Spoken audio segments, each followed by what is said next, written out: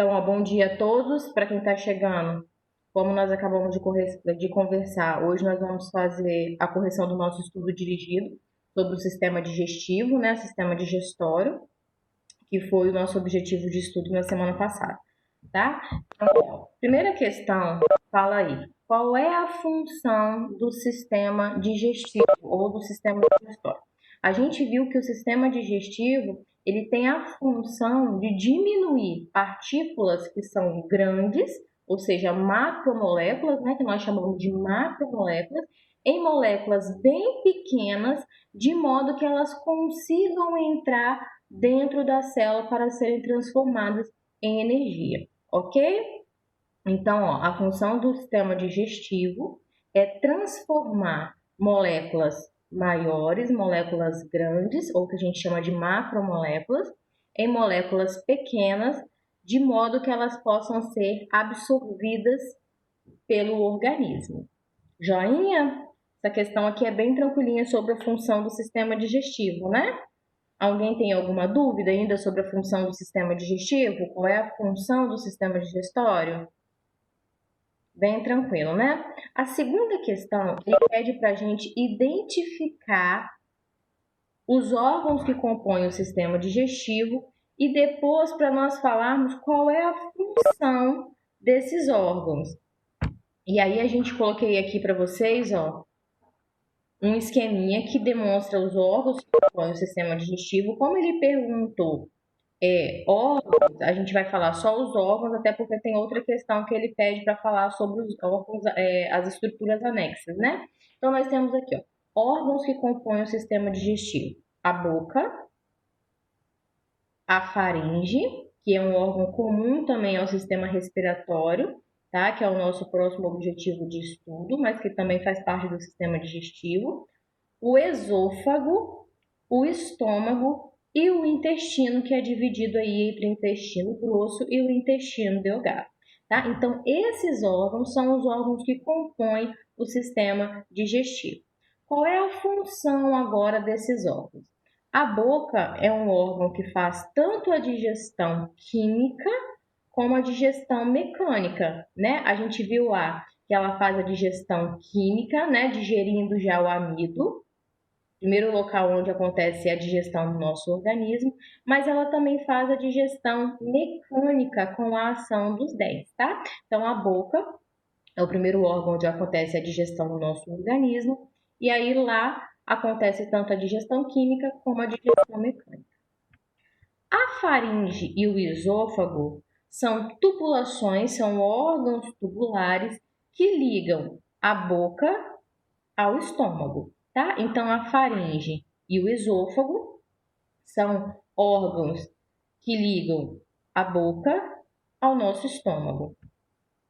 O estômago, que é o segundo local, né, onde acontece a digestão no nosso organismo, é o órgão do sistema digestório onde a gente tem a digestão de proteínas, tá? Então, o estômago é o local, é o órgão do nosso sistema digestório que tem função de digestão de proteínas, tá? E por fim, a gente tem o nosso intestino, que é dividido entre intestino delgado, né? No intestino delgado, a gente tem a digestão dos 3 grupos de nutrientes, né? Carboidratos, lipídios e proteínas, tá? E o intestino grosso, aonde eu não tenho mais digestão. No intestino grosso, eu tenho apenas reabsorção de água e sais minerais e a formação das fezes, tá? Então, ó, no intestino delgado, o intestino delgado é o último local do sistema digestivo onde a gente tem a digestão de alimentos, né? Lá a gente tem a digestão tanto de carboidrato, de lipídios, como de proteínas. E o intestino grosso eu já não tenho mais digestão, apenas formação das fezes e absorção de água e de nutrientes, tá? Então, esses são os órgãos que compõem o sistema digestivo e suas respectivas funções, né? Boca, faringe, esôfago, o estômago e o intestino, que é dividido entre o intestino grosso e o intestino delgado. Alguém, gente, não conseguiu pegar aí as funções, os órgãos, suas respectivas funções, Ou alguém ainda não conseguiu compreender a função de algum desses órgãos que compõem o sistema digestivo? Tudo certo, Cauã? Então, beleza. Então, Tia, oi, amor. a faringe, tem como repetir a faringe e a faringe? A faringe e o esôfago? Então, a faringe e o esôfago são tubulações que ligam a boca ao estômago, tá? Ó, ligam, é um órgão tubular, são órgãos tubulares que liga a boca ao estômago, tá? Lembrando, como eu acabei de falar para vocês, que a faringe é um órgão comum tanto ao sistema digestivo, como ela também faz parte do sistema respiratório, que é o sistema que a gente já começa a ver essa semana também. Beleza? Para quem perguntou? Alguém tem mais alguma dúvida? Ou podemos seguir? Podemos seguir? Então vamos lá. A terceira questão, ela foi errada para vocês, tá, gente? Então eu já vou desconsiderar lá na correção. A Maria Clara até me perguntou, né, se eram enzimas. Eu coloquei o que são proteínas e qual a sua função. Na verdade, é o que são enzimas e qual a sua função. Então consertem aí para mim, por gentileza, tá? Dá um risquinho aí em proteínas. Então vamos lá. O que são enzimas e qual é a função das enzimas?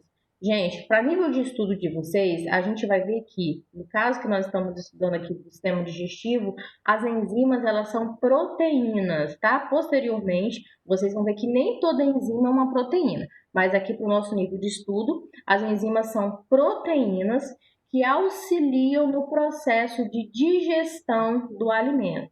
Tá? Então, as enzimas, elas são proteínas que vão aí estar auxiliando no processo de digestão do alimento, ou seja, nesse processo de quebra de moléculas grandes, de macromoléculas, em moléculas pequenas que conseguem serem absorvidas pelas células, ok? Essa daí, o que são enzimas e qual a função das enzimas? São proteínas que participam do processo de digestão do alimento. E aí a número 4 pergunta, né, pede para a gente citar quais moléculas são transformadas nas substâncias abaixo após elas serem quebradas pelas enzimas. Eu acho que foi até o Cauã que me pediu, né, para orientar onde que estava essa questão. Na apostila de vocês, vocês têm um quadrinho que mostra aí bem claro como que cada uma dessas moléculas elas são transformadas após sofrerem digestão, né? Então a gente tem aí, ó, os carboidratos, após sofrerem digestão, eles se transformam em glicose, tá? Em moléculas de glicose, ok?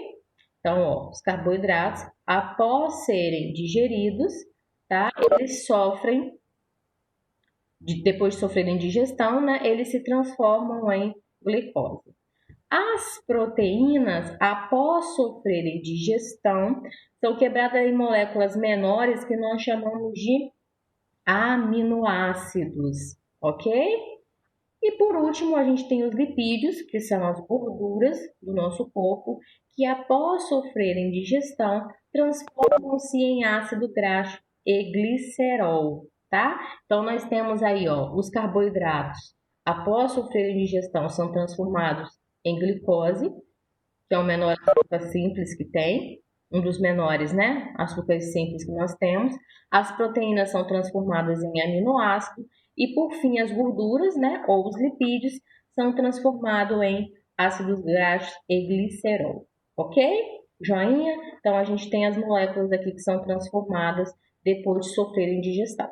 Beleza? Alguém tem alguma dúvida na quarta questão? Não? Esse quadrinho aqui tem na apostila de vocês, tá? Que é um quadrinho que tem, deixa eu ver a página aqui. Na página 26, embaixo, tá? Na página, ele tem esse quadrinho aqui mostrando em que são transformadas essas moléculas desses respectivos nutrientes aqui. Joinha? Bom, a quinta questão, ele já pergunta sobre as glândulas anexas, né? A gente sabe que o sistema digestivo é formado pelos órgãos e são formados também por algumas glândulas anexas que fazem parte também do sistema digestivo. Então, nessa quinta questão, ele pergunta quais são as glândulas anexas do nosso sistema digestório e qual é a sua função, né? Então, a gente tem aqui, ó, três tipos de glândulas que são glândulas anexas ao sistema digestório. A gente tem as glândulas salivares, a gente tem o fígado e a gente tem o pâncreas. Vamos lembrar que a vesícula biliar, ela não é uma glândula, ela não produz secreção, ela apenas armazena a bile que é produzida pelo fígado, tá? Então vamos lá. Primeiro são as glândulas salivares. As glândulas salivares, além de produzir enzimas que vai digerir o amido na boca, ela também ajuda a umedecer, a umidificar o bolo alimentar, tá? Que aí, com certeza, vai ser melhor, vai ter um melhor movimento ao longo do sistema digestivo. Então, as glândulas salivares, elas têm a função de umidificar o alimento e também elas têm enzimas que fazem a digestão do amido, tá? Então, a glândula salivar umidifica o alimento e produz também enzimas que vai digerir o amido, que é o alimento que é digerido na nossa boca, tá? O carboidrato, um tipo de carboidrato, um tipo de açúcar. Beleza? Glândula salivar? Então, glândula salivar umidifica o alimento e produz a enzima que vai digerir o amido. Depois nós temos o fígado. O fígado, ele produz a bile, que age como detergente, ou seja, ajuda a fragmentar as moléculas de gordura que vão ser mais facilmente digeridas pela ação de enzimas, tá? Então, o fígado vai produzir a bile que vai ser armazenado na vesícula biliar, tá? Então, o fígado é um órgão que produz aí a bile. Por fim, nós temos o pâncreas, que produz o suco pancreático, que tem enzimas, na verdade, né? Que vai digerir tanto os carboidratos, tanto os lipídios, como as proteínas lá no nosso intestino, ok? Então, o pâncreas produz o suco pancreático, que tem enzimas que vão digerir as três classes de nutrientes, né? Lipídios, proteínas e os carboidratos. Joinha? Então, ó, glândulas anexas, ok? Então, temos glândula salivar, né, que umidifica o alimento e produz enzima que vai digerir o amido. Nós temos o fígado, que produz a bile, e nós temos o pâncreas, que produz o suco pancreático. Joinha? Quinta questão. Temos essas três glândulas. Vamos lembrar mais uma vez que a vesícula biliar ela não é uma glândula. Ela é apenas uma estrutura que vai fazer o armazenamento da bile, que foi produzido lá no fígado. Joia? Alguém tem alguma dúvida nessa quinta questão? Glândula salivar, para quem está perguntando, a glândula salivar ajuda a umidificar o alimento e produz a enzima que vai fazer a digestão do amido na nossa boca, né? Vamos lembrar que a boca é o primeiro local aí onde acontece a digestão do alimento no nosso organismo. Beleza? Bom, a sexta questão. Aonde se inicia a digestão no nosso organismo e que tipo de alimento é digerido nesse local? Então, acabei de falar para vocês. O primeiro local que acontece a digestão no nosso organismo, ao contrário do que a maioria das pessoas acham que é o estômago, não. A digestão no nosso organismo tem início na nossa boca e o alimento que é digerido na nossa boca é o amido, que é um carboidrato, ok? Então, ó, o primeiro local de digestão do nosso organismo é a boca e na boca a gente tem a digestão do amido, que é um carboidrato. Joinha, sexta questão? Então, ó, amido é o carboidrato que é digerido na boca, que é o primeiro local do nosso organismo aonde acontece a digestão. Joia, sexta questão? Podemos continuar? Joinha, joinha. Sétima questão. A sétima questão é uma questão que nós discutimos na aula passada, que é a digestão, que é a diferença entre a digestão química e a digestão mecânica. Gente, a gente viu na aula passada que eu coloquei até um slidezinho aí para quem quiser se orientar, mas a gente viu na aula passada que na digestão química, na digestão mecânica, perdão, a gente não tem quebra de molécula. A gente tem apenas fragmentação do alimento em tamanhos menores. Então, por exemplo, quando você pega um pão, coloca na boca e começa a mastigar, né? Os seus dentes fazem a digestão mecânica, eles quebram o alimento em tamanhos menores, só que o seu dente não consegue quebrar moléculas, tá? Então a digestão mecânica é a fragmentação do alimento, ou seja, você transforma o alimento em tamanhos menores. Já na digestão química, a gente tem a ação de enzimas e aí a gente consegue quebrar moléculas, tá? Então a gente quebra macromoléculas, que são moléculas grandes, em moléculas pequenas, ok? Então, ó, digestão mecânica, a gente tem fragmentação do alimento, a gente transforma o alimento maior em alimentos em pedaços menores, mas a gente não tem quebra de molécula. O que acontece na digestão química. Na digestão química, Maiara, vamos desligar o microfone, por favor. Na digestão química, a gente tem a quebra de moléculas, ok? Então, na digestão química, a gente, com a ação de enzimas, a gente tem a quebra de moléculas. Beleza? Bom, ok a questão número 7? Todo mundo conseguiu ir acompanhar? A gente falou bem também na aula passada, né? Ok, Cauã? Ok, Pedro? Então, beleza, ó. Então, a 8ª questão fala assim: qual é a função da nossa língua? A nossa língua é um órgão muscular que auxilia no processo de deglutição, que é esse processo da gente engolir o alimento. É a língua que faz essa ação, tá? Então, a nossa língua é um órgão muscular que faz parte da boca, né? Que ajuda nesse processo de deglutição, ou seja, nesse processo de engolir o alimento. Além disso, a língua também tem a função de captar os diferentes sabores do alimento, tá? Então, além dela ajudar nesse processo de degustação, de engolir o alimento, ela também auxilia através de sensores, né, células sensoriais que existem na língua, ela consegue diferenciar os diferentes gostos do alimento, dos diversos alimentos que a gente tem. Beleza? Ok, a 8ª questão? Tranquilinho também? Beleza? Então vamos lá. A 9ª questão, ela pergunta: o que é a epiglote e qual é a função da epiglote? Pessoal, eu coloquei aqui uma figurinha para vocês que demonstra a epiglote, que é essa estrutura aqui, que é uma estrutura de cartilagem que fica abaixo da faringe, que impede que o alimento vá para o sistema respiratório. Como assim, professora? Ó, nessa figura aqui, ele demonstra, né? A gente tem a nossa boca, então a gente, ó, o alimento entra por aqui, passa pela faringe e vai para o esôfago e posteriormente para o estômago.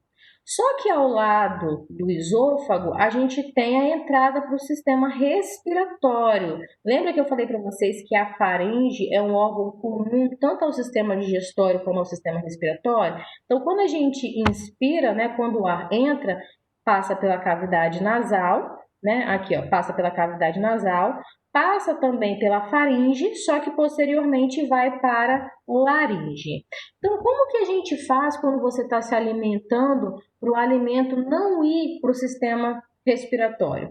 Quando você está engolindo, a epiglote, que é essa peça cartilaginosa, ela se abaixa, ela fica tampando essa entrada da laringe, impedindo o alimento de ir para o sistema respiratório e parar no seu pulmão. Até porque se algum tipo de alimento for para o seu pulmão, ele vai estragar lá e você vai ter uma infecção, né? Então, quando a gente está comendo, essa epiglote, essa peça de cartilagem, ela se abaixa e impede que o alimento vá para o sistema respiratório, ok? Então, o que é epiglote e qual é a sua função? Então, a epiglote é uma estrutura cartilaginosa que fica abaixo da faringe, que impede o alimento de ir para o sistema respiratório, ok?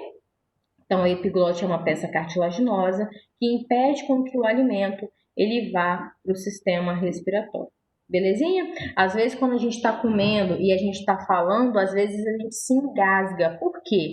Porque como você está comendo e respirando ao mesmo tempo, o seu organismo ele não consegue diferenciar se você está comendo, se você está respirando, e aí essa cartilagem ela não se fecha. E aí, ó, o alimento, um pouco do alimento, né, pode vir para o sistema respiratório. Como um mecanismo de defesa, para tentar jogar esse alimento para fora, você começa a tossir, tossir, tossir, né? Esse ato de tossir é um mecanismo de defesa que seu organismo tem para tentar eliminar, né, jogar do sistema respiratório para fora esse alimento que entrou de forma errada, ok? Belezinha, meus amores? Questão nona. Joia? Todo mundo conseguiu entender o que é a epiglote e a função? Beleza? Então vamos lá. A questão 10 pergunta o que são movimentos peristálticos. Gente, na aula passada também a gente falou sobre esses movimentos que acontecem, né, no sistema digestivo. Então, esses movimentos são movimentos que acontecem ao longo do sistema digestório, que faz com que o bolo alimentar, com que o alimento ele vá se movimentando. Então, são contrações e relaxamento da musculatura do sistema digestivo que faz com que o alimento ele vá se deslocando, né? Que faz com que o alimento se movimente ao longo do sistema digestivo, tá? Então, são contrações e relaxamentos do sistema digestivo, né? Da musculatura do sistema digestivo, que faz aí a movimentação do alimento ao longo do sistema digestório, ok? Tá? Nós falamos muito sobre esse tipo de movimento na aula passada também, que são os movimentos peristálticos. Joinha? Bom, a questão número 11 pergunta: qual é o segundo local de digestão no nosso organismo? Qual alimento é digerido nesse local? E qual enzima atua na digestão desse alimento? Então vamos lá. Primeiro local da digestão nós vimos que é a boca, e o segundo local da digestão, que é a nossa pergunta, é o estômago, tá? Então no estômago a gente tem aí o segundo local da digestão. Qual alimento é digerido neste local? Gente, no estômago a gente tem digestão de proteínas. A gente tem digestão de proteínas que é digerido com o auxílio da enzima que a gente chama de pepsina, tá? Então, ó, o segundo local da digestão no nosso organismo é o estômago, aonde acontece a digestão da proteína, das proteínas, com auxílio da enzima que nós chamamos de pepsina, ok? Ok? A questão número 11. Então, o segundo local de digestão, o nosso estômago. O alimento que é digerido lá são as proteínas. E a enzima que auxilia nesse processo de digestão de proteína é uma enzima que nós chamamos de pepsina. Joinha? Já me deram ok aí? Então vamos lá. 12ª questão. Qual é o último local de digestão do nosso organismo? Muito bem, Pedro. O último local que acontece a digestão dentro do nosso organismo é o intestino, especificamente intestino delgado, ok? Porque a gente vai ver que no intestino grosso a gente não tem mais a digestão de alimento. Então, o último local em que acontece a digestão no nosso organismo é o intestino delgado, mais especificamente na primeira parte, que é o duodeno. Joinha? Então, o último local de digestão, intestino delgado. Beleza? Então, ó, 13ª. Qual é a vantagem das paredes internas do intestino apresentarem pequenas dobras? Quando a gente leva ao microscópio a parede interna do nosso intestino, a gente vai ver que ele não é uma parede lisa, né? É uma parede onde tem diversas microvelocidades, ó. São estruturas que se sobressaem aí, ó. Isso aí, Pedro. E essas microvelocidades, gente, o que elas fazem? Elas aumentam a superfície de absorção. Se elas fossem lisas, se fosse uma área lisa, ela teria uma área de absorção. Como ela tem cheia de ramificações, essas ramificações né, que são essas microvilosidades, essas dobrinhas, aumentam a superfície e façam que haja maior absorção dos nutrientes, tá? Então, a vantagem de você ter essas paredes internas em pequenas dobras, que a gente chama de microvilosidade, é aumentar a área de absorção de nutrientes. Joia? A questão número 13. Todo mundo conseguiu entender a função dessas pequenas dobrinhas que nós chamamos de microvilosidade? Na questão 14, ele pede para a gente explicar o que é a doença celíaca. Gente, a doença celíaca é uma doença em que as pessoas têm intolerância, ao glúten, que é um tipo de proteína que é encontrado no centeio, na aveia, no trigo, né? E aí, as pessoas que têm intolerância ao glúten, que têm intolerância a essa proteína, as microvilosidades delas não são normais, né, como deveriam ser, né, com essas projeções. Elas são destruídas e elas ficam basicamente assim, ó, como mostra a figura aqui embaixo, ó, à direita. E aí a pessoa tem dificuldade, muita dificuldade na absorção de nutrientes, tá? E aí ela tem uma série de efeitos colaterais aí, tá? Então, ó, a doença celíaca são pessoas que têm intolerância ao glúten, que é uma proteína que é encontrada principalmente no centeio, no trigo, na aveia. E aí as pessoas que têm essa doença, né, as microvilosidades dela, essas dobras intestinais, elas não são iguais a de um intestino saudável, né? Elas têm uma microvilosidade diminuída que impede aí a absorção de nutrientes, tá? Então ela tem uma dificuldade muito grande com a absorção de nutrientes. Uma vez que a gente viu, né, que a função dessas microvilosidades é aumentar justamente a superfície para que você tenha aí uma maior e uma melhor absorção de nutrientes. Joinha? Todo mundo conseguiu então entender o que é a doença celíaca, essa intolerância que algumas pessoas têm ao glúten? Beleza, Daniela? Então vamos lá para a nossa última questão. A nossa última questão pergunta qual é a função do intestino grosso e qual é a importância das bactérias que vivem nesse local. Pessoal, o nosso intestino grosso, a gente já viu que a gente não tem digestão, né? O último local do nosso organismo, nós acabamos de ver que a gente tem digestão apenas até o intestino delgado. Entretanto, ele tem uma função que é de formação e armazenamento das fezes e também a absorção de água e de sais minerais de alguns nutrientes, tá bom? Então, no intestino grosso, a gente não tem mais digestão de alimento, a gente tem apenas a formação das fezes, né? Formação e armazenamento das fezes e a absorção de água e de sais minerais. Joinha, a função do intestino grosso. E aí ele pergunta qual é a importância das bactérias que vivem nesse local. Gente, as bactérias que vivem nesse local, o conjunto dessas bactérias, a gente chama de flora intestinal. São as bactérias que compõem a microbiota do nosso intestino, né? E aí elas são importantes porque elas produzem isso aí. Elas produzem tanto vitaminas do complexo B, como as vitaminas K também. Então elas produzem um grupo de bactérias, um grupo de vitaminas que são importantes, são essenciais para o funcionamento do nosso organismo, tá? Ok? Então, função do intestino grosso: produção e armazenamento das fezes, né? Formação e armazenamento das fezes, absorção de água e de nutrientes.